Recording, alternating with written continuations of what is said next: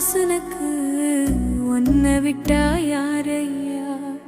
ஊற்றுக்கண் போலத்தான் உப்பு தண்ணி கொட்டுதையா.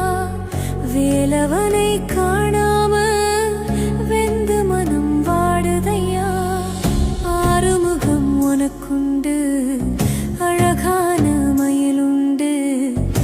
ஆறுதல் தான் சொல்ல ஒரு ஆளுமில்ல இங்கனக்கு.